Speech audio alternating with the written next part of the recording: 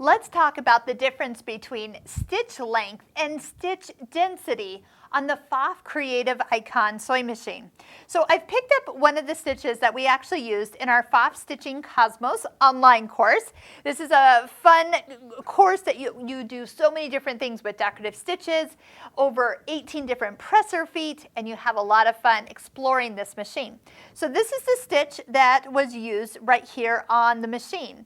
So if I adjust stitch length to kind of help push or get the stitches to be closer together, and the reason you'd want to get them closer together is when you're using, say, thinner thread, where you might not have a full filled in look. So people often do stitch length and they kind of push the stitches together. But if you're watching right here, as I do that, the stitch itself is changing its look. It's getting kind of compacted. So I'm going to put that back to where normal was. There it is at the stitch length. 21, what does that mean? That means it is 21 millimeters from one point to the next, so one repeat worth. It's 9 millimeters wide, but look what comes up over here. Now this doesn't always come up for all stitches on machine, only ones that you can adjust the density.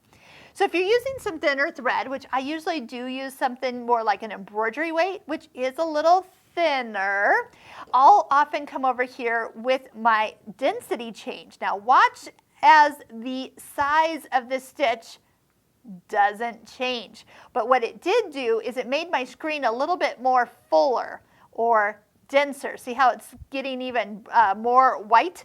And I am squishing the stitches. So they're adding more stitches in that area to accommodate possibly the thicker thread. And on the other side, so I always test out before I sew anything. So these weren't just like random, like, oh, let's just do this. These, I tested something, I found what I liked, and then decided somehow that 2 of them were going to be what I liked, and I love it. It's one of my favorite blocks that I've done. But adjusting the stitch density gave them that pop that I needed for the thread thickness I was using.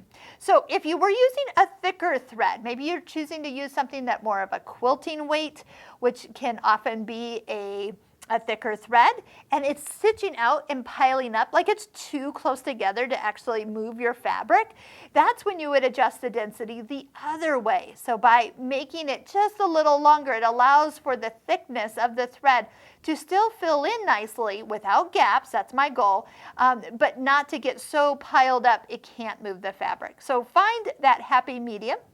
Maybe make a note with that particular spool of thread what density works well with it.